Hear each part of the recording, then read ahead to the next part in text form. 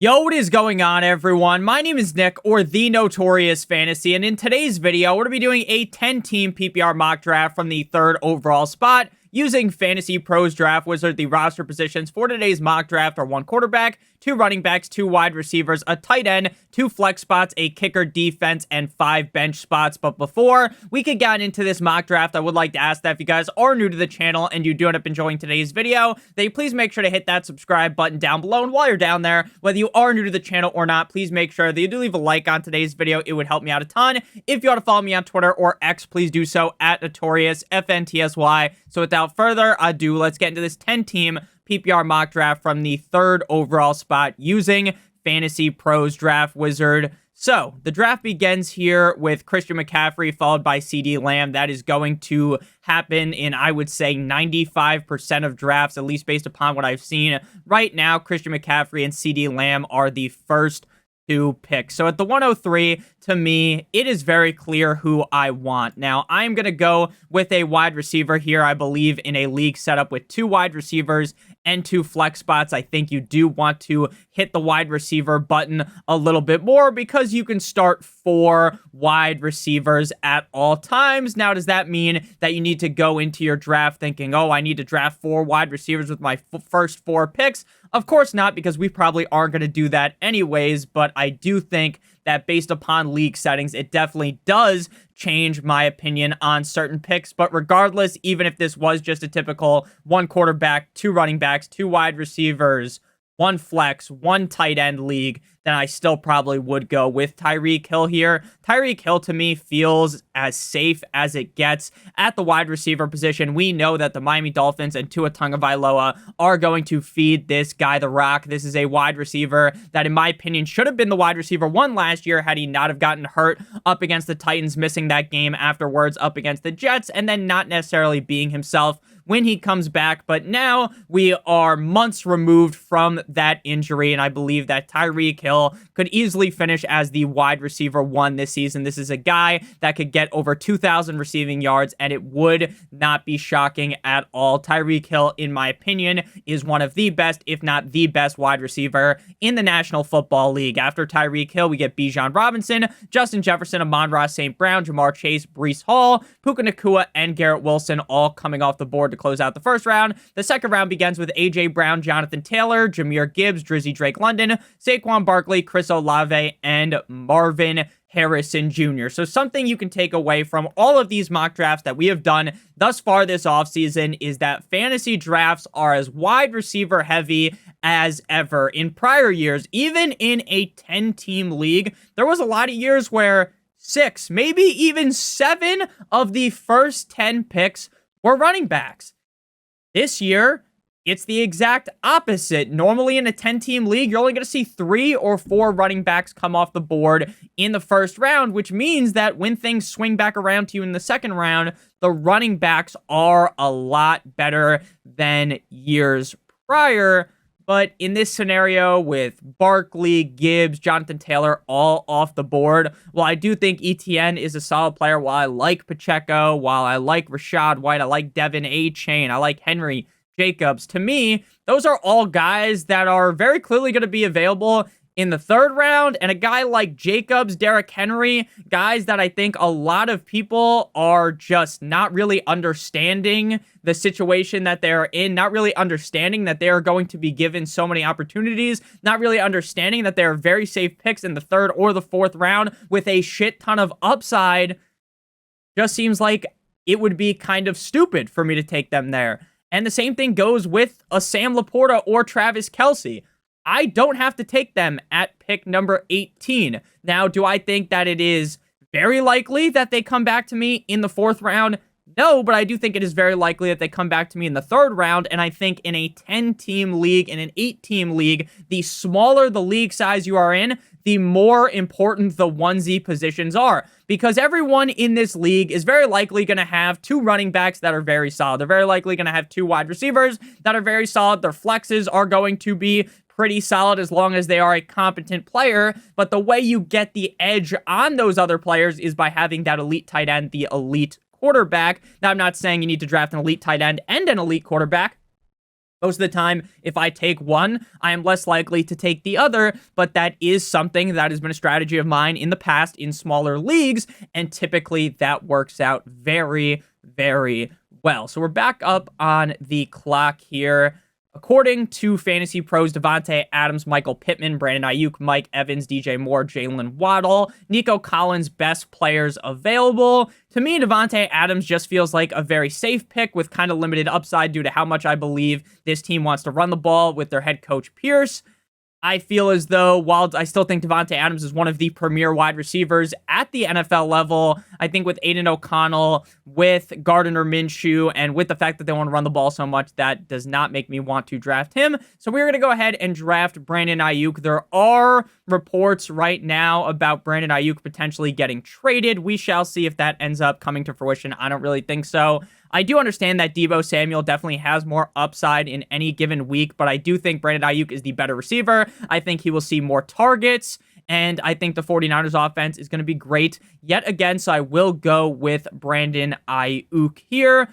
I will note, though, that while I have kind of taken a deuce on Davante Adams' chest metaphorically here, I think if you are doing this draft, say you're in 10-team leagues from pick number 3, I probably would sprinkle in Davante Adams there a couple of times because, again, while I think that the upside might not be as high as Brandon Ayuk, you could definitely argue that he may be slightly safer due to the fact that he will be seeing more targets, I believe, than Brandon Ayuk. After Brandon Ayuk, Davante Adams, Nico Collins, Jalen Waddle, and Travis Etienne. So best player available, according to Fantasy Pros, would be Kyren Williams.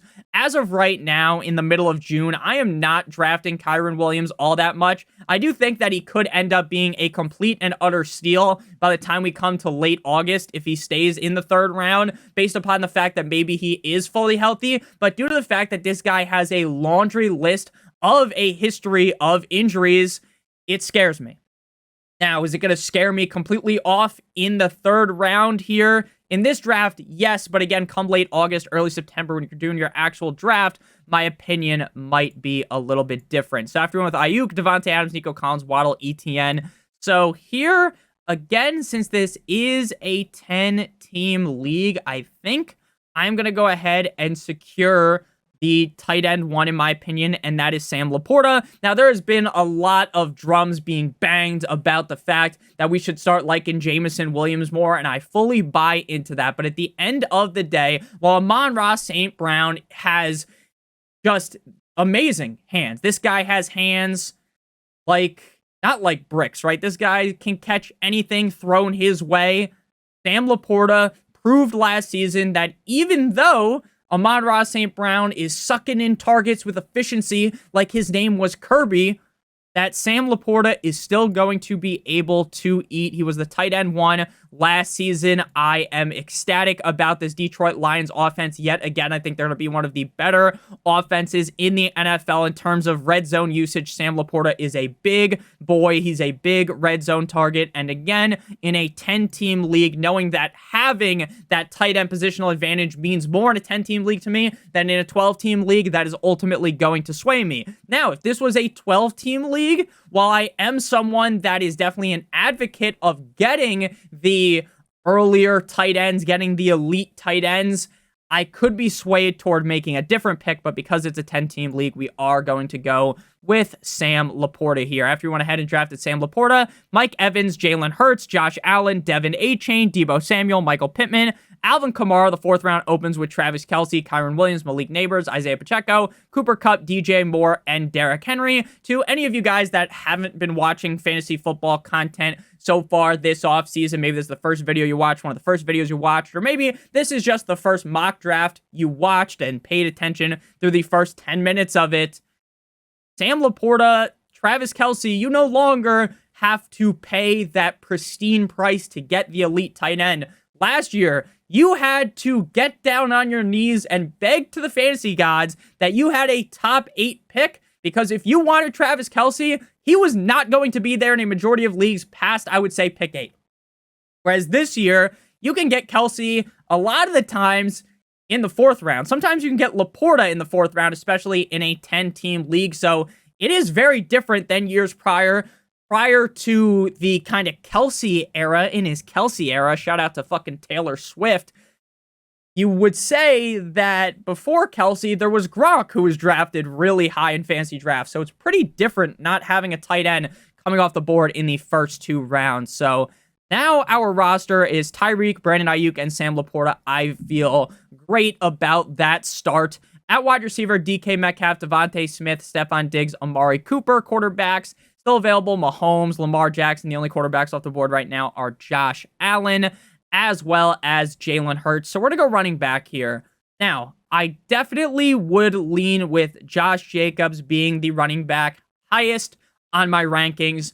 People seem to forget how great Josh Jacobs was a couple of years ago. People also seem to forget that the Packers are going to be an amazing offense yet again, and A.J. Dillon is absolute dog shit. Marshawn Lloyd might be a decent backup, but Josh Jacobs is going to be the main back. Now, the biggest discrepancy, or the biggest take I've seen for people not liking Josh Jacobs, is the fact that they believe he is not going to see an insane workload, meaning they don't believe that he is going to see that Las Vegas Raiders workhorse running back role, which I actually would agree with. I do not think that they are going to just feed him the ball every single carry, and there really isn't even a running back to name, right? When Josh Jacobs was on the Raiders, when he was butt fucking defenses game in and game out, he was clearly the running back one. The other guy was just chilling on the bench, holding his Gatorade, right? Warming his spot on the bench. Whereas that's going to be a little bit different in Green Bay. But I think the fact that the team is so much better, there's a lot more opportunities for touchdowns. There's a lot more opportunities for Jacobs to, even if they take down his touches, he will be more efficient. He will be able to still prosper with that. He could also be a solid pass-catching running back. Now, the teams around us both have one running back. So I do think very likely at least one more running back will be selected after this. So we're definitely going to have to go ahead and take a running back. The question is, do we want to get Rachaad White and then wait for Jacobs, or take Jacobs and then Rachaad White probably goes? But I feel like if we take Rachaad White, Jacobs will probably go, and I definitely like Jacobs more than Rachaad White. Rachaad White last year in Tampa Bay was very solid. He definitely was able to exceed my expectations. I feel as though Baker Mayfield and the Bucs offense will be solid yet again. I think they have a decent backup behind Rachaad White, but I don't think he's really going to be coming for Rachaad White's role.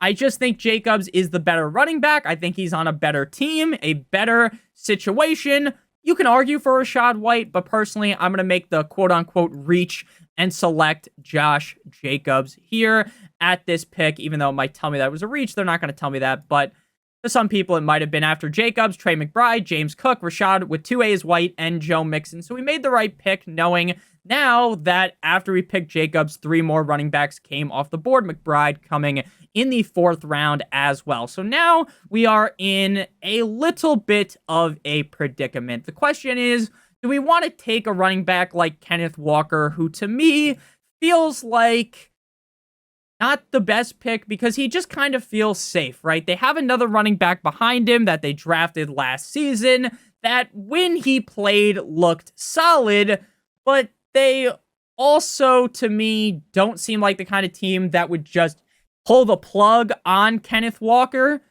But again, Kenneth Walker is one of the more frustrating running backs to watch because either he is going to break off, fucking destroy a defender, stiff arm someone in the Middle Earth, juke them out of their shoes, and run for like 15 yards, or he is going to get hit and get like 2 yards, or maybe negative 3 yards. That's what he is. That's what I remember most of having Kenneth Walker in fantasy. He's either going to have a huge run, or he is getting stuffed like the Thanksgiving turkey. So Kenneth Walker doesn't feel the most exciting here. I like Aaron Jones a ton, but with there being other valuable wide receivers on the board, do I really want to make that swing? And to me, the answer would probably be no, when I'm kind of excited about a Zamir White, some other running backs later. Like, I like Montgomery, but I just don't know if they're going to make it back to me because of how many teams don't really have running backs, right? We see 2, 3, 4. Now, technically, 1, 2, 3 of the teams coming after us already have 2 running backs, but 3 of them also have 1 or less. So it's very likely that we see a running back run here. So if we don't take Aaron Jones here, who I do like more than most people, we might miss out potentially on even Zamir White, David Montgomery.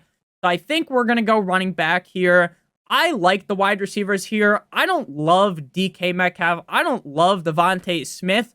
But putting things into context, when they're my wide receiver 3, when they're my flex number 1 option, fighting the pillow and selecting them doesn't hurt as much because they're not guys that are locked and loaded starters every single week. And they're not guys that I'm relying on as much since they're in my flex spot.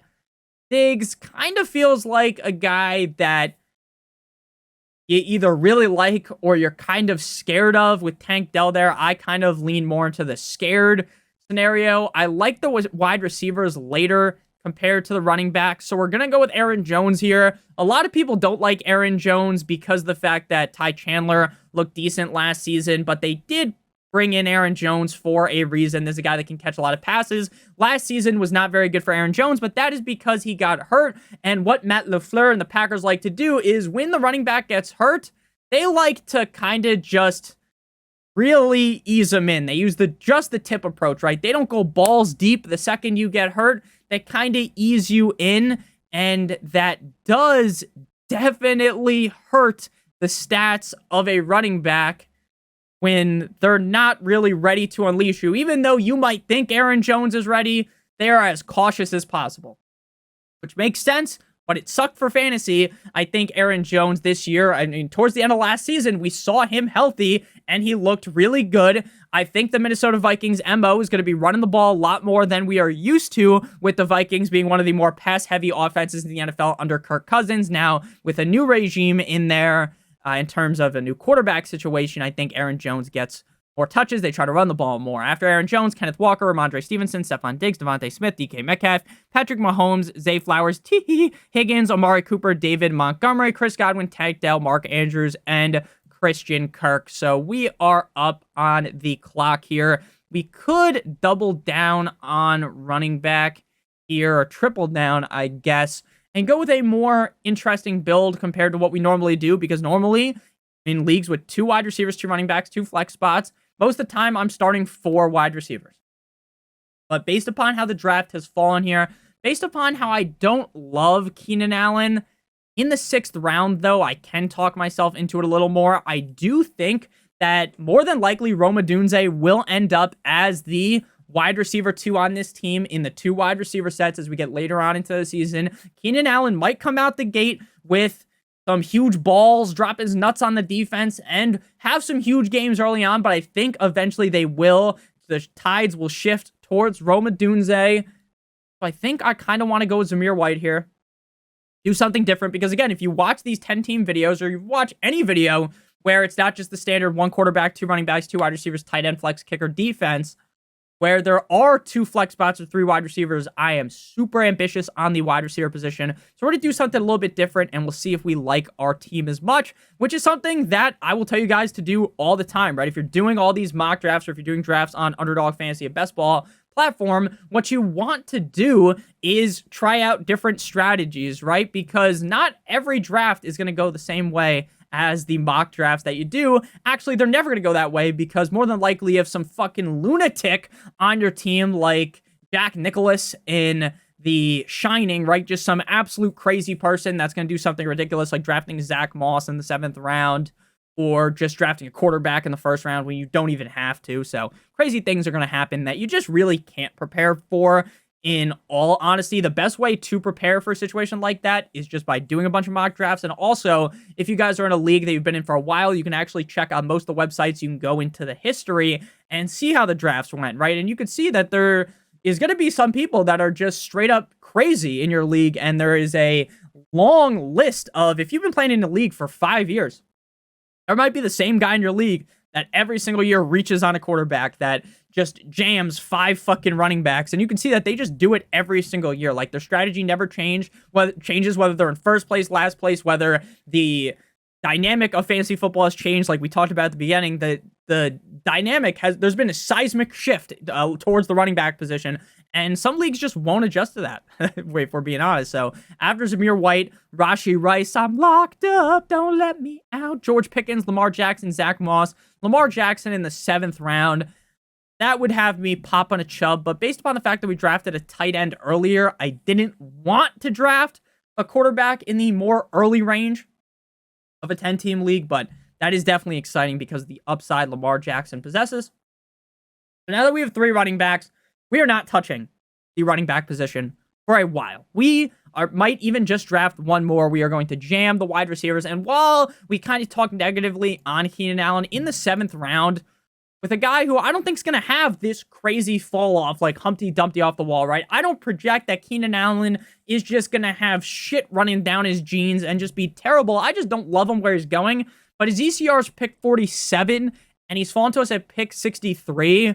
I feel confident in drafting him at this pick. Again, at ADP, probably not. But if there are people like me in your league who might not be as bullish on Keenan Allen and you're able to snag him a little bit later, that feels pretty good to me.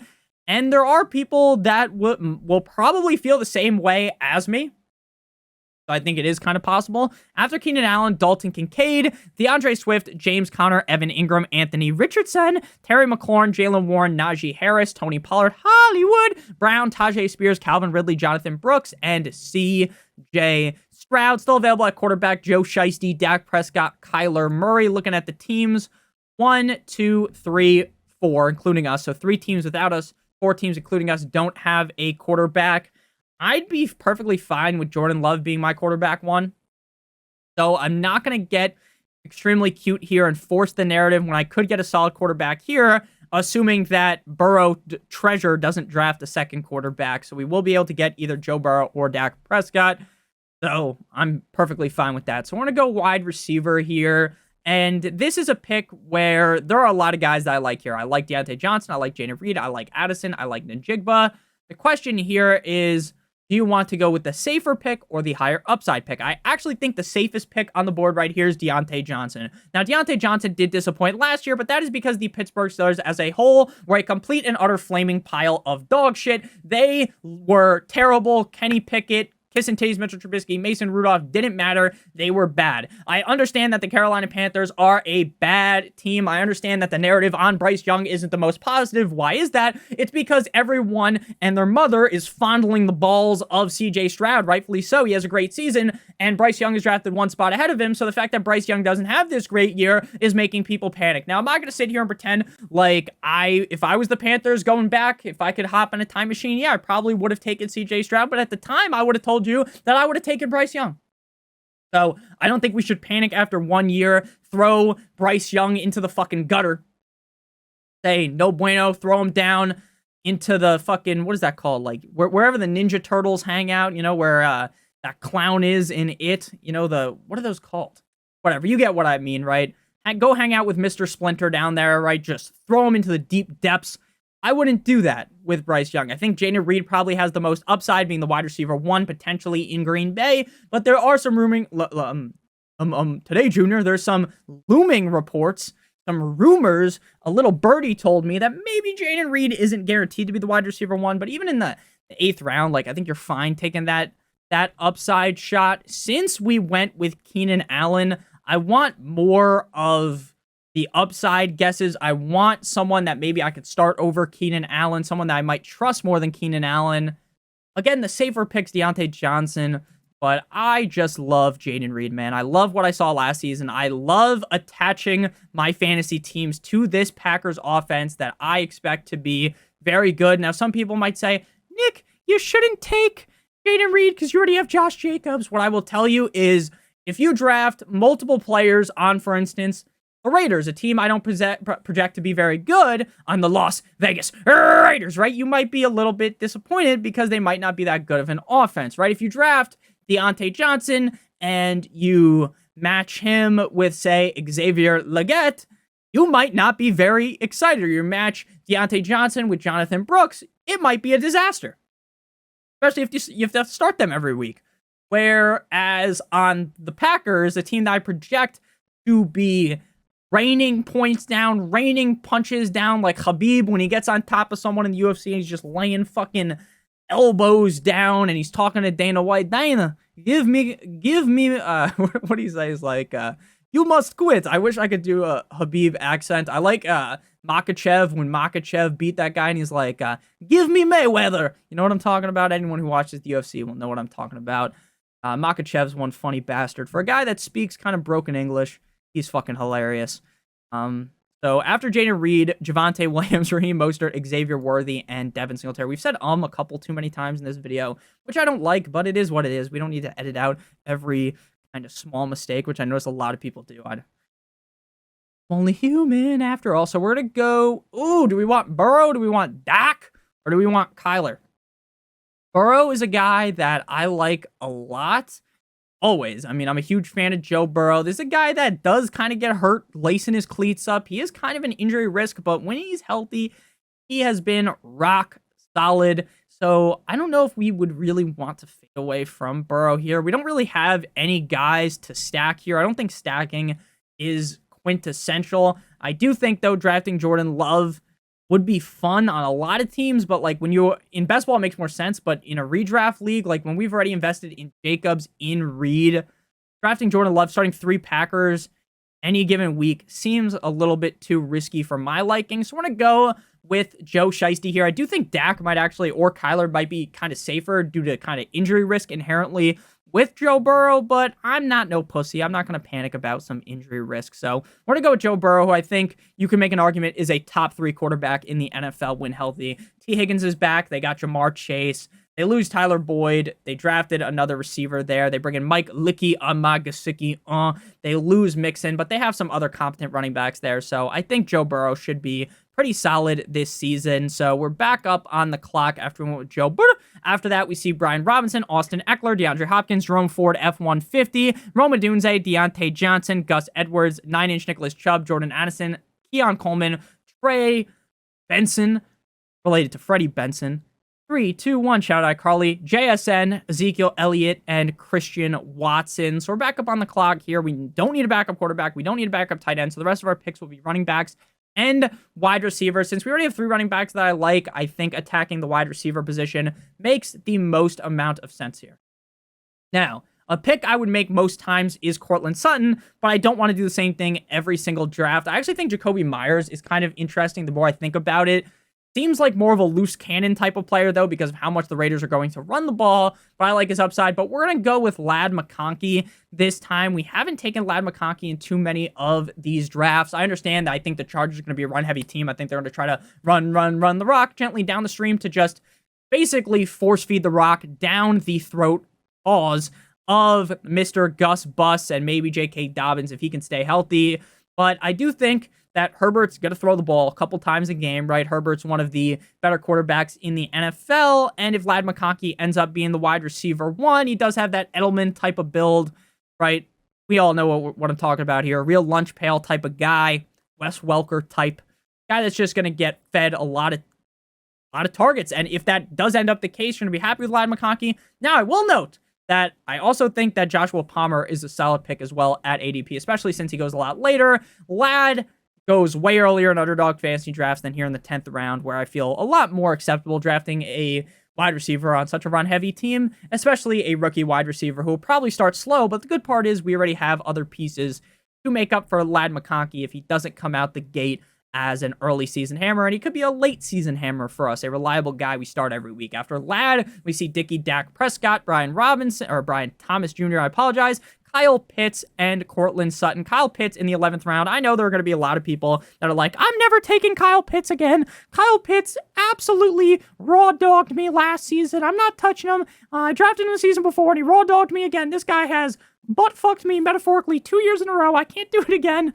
I get it, but dude, things are going to be so much better with a legitimate quarterback back there. And the fact that Kyler's still available makes me a little salty that I drafted Joe Burrow where I did, but as they say, it is what it is. Charbonnet, interesting, because again, we talked about how I don't really think Kenneth Walker is like the most premier running back in the NFL. I think he's good. I think he has that breakaway speed. He makes big, fun plays that you can watch highlight tape-wise, but he hasn't necessarily solidified himself, in my opinion, as like the clear running back one on the team. Like, I think Charbonnet looked good last year, but the team will probably lean with Charbonnet as the RB2. But in this spot, I'd like to go ahead and get another running back, my fourth running back on the team. And I think Zach Charbonnet, second round pick, Kenneth Walker, second round pick. I think both those guys are solid players. And if something was to happen to Kenneth Walker, knock on wood, Charbonnet would be flying to the moon, right? He would have a lot, his value in my running back rankings videos, the start sit videos. I would be really talking him up during the season. If you guys want to see the weekly rankings videos during the season, you want to see the start sits, the waivers, the defenses to stream videos, maybe even trade videos, we shall see. But a whole lot of content, 8+ videos every single week, 2+ live streams every single week during the season. So you're not going to want to miss out on that. If you are new to the channel, please make sure that you do subscribe. It genuinely helps me out a ton. So after Zach Charbonnet, Chase Brown, Tyler Luckey in my pocket skirt, Curtis Samuel, Brock Bowers, George Kittle, Jacoby Myers, Kyler Murray, Brock Purdy, Jake Ferguson, Blake Corum, Kendre Miller, David Njoku, Ty Chandler, and Dallas Goedert. I've seen some hype out of camp about Dallas Goedert, but I'm not doing it again if I'm not drafting him again. So, someone that I recently kind of talked myself into slightly is Brandon Cooks, because I think that they don't, like, besides Jake Ferguson, they just kind of have CeeDee Lamb out there as a pass-catching threat. So, while Brandon Cooks didn't look great last year, like, the Cowboys are going to be a great offense, so you're going to need someone to throw the fucking ball to. You're going to need someone to give other touches to, which would be Cooks. But while we already have Laporta, like, again, I'm fine drafting multiple players on the same team. I want Jameson Williams. Dan Campbell talked about it. Quarterback Jared Goff talked about it.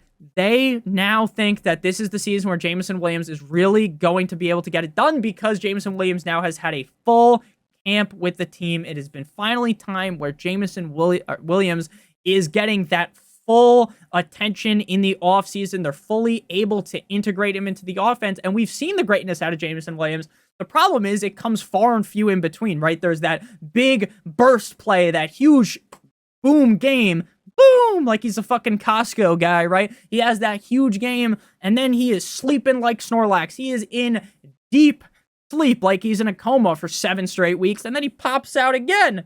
Yippee, right? And then he doesn't do anything. So it's been tough for the Jameson Williams hive, the people that believe in him, but I think this is finally the year where we could get that huge season after Jameson Williams. Jordan, love me tender, love me sweet. Dalton Schultz, Rico Dowdle, and Chuba Hubbard. Again, why we haven't drafted backup quarterback or tight end. You're never starting another quarterback over Joe Burrow or Sam Laporta unless they get hurt, knock on wood. So there's no reason to hold your bench up with other guys at the quarterback or tight end position. So we have 1, 2, 3, 4, 5 wide receivers, 4 running backs. You could go either way here, running back or wide receiver. I'm going to go wide receiver because, again, I feel pretty safe with the 3 running backs we have in Jacobs, Jones, and White. And then, like, Charbonnet is kind of that Willy Wonka, chocolate factory, high upside, league winner potential type that most of the time we're never going to have to play. But if we do eventually have to play him, something was to happen with Walker, he has that huge upside. But we're going to go receiver here, and we are going to get a piece of the Dallas Cowboys offense and go with Brandon Cooks. Again, I know last year didn't go great for Brandon Cooks, but unless like Jalen Tolbert really shows out, I think that you probably made a solid decision drafting Brandon Cooks this late. And again, when you're drafting these guys super late, you can just cut them with no regard, right? They're super late round picks. Like cutting Zamir White would hurt like a butt cheek out of stick, right? 3 weeks in, if he's just not that guy, maybe Dylan Law behind him is just dominating 50 Shades of Grey style. That would hurt, right? It would hurt if Jacobs wasn't great. It would hurt if Laporta sucked, right? Which he's not going to, but you get what I mean, right? It would hurt. It wouldn't hurt to cut fucking Brandon Cooks. I would cut him and not even think twice about it. So after Brandon Cooks, Marshawn Lloyd, TJ Hawkinson, Antonio Gibson, Jaden Daniels, Jaleel McLaughlin, Khalil Herbert, Tyler Algier, a bunch of defenses. So the way we draft defenses is based upon their opponent in week 1. Fantasy Pros before had the schedule for 2024 on here. Now they do not. So off the top of my head, I don't remember who every team is going to play, but by the time you're actually doing research for your fantasy draft, there will be or when you're actually taking things seriously, because I know you're doing research right now by watching this video, but by the time you're taking things actually seriously on the defensive front, there will be a video, and I'll be talking about in the mock drafts the defenses that I actually like. So we're just going to go with the best kicker available here, and that is going to be Justin Tucker of the Baltimore Ravens. And again, the reason why you drafted defense, not for the whole season, but just for week 1, and if you're lucky to have a good week 2 opponent matchup, is because regardless of how good the defense is, you are going to be facing great offenses at multiple points in the season, even in week potentially 1, right? You might love the Jets defense, but guess what? They're going up against a buzzsaw on the 49ers in week 1.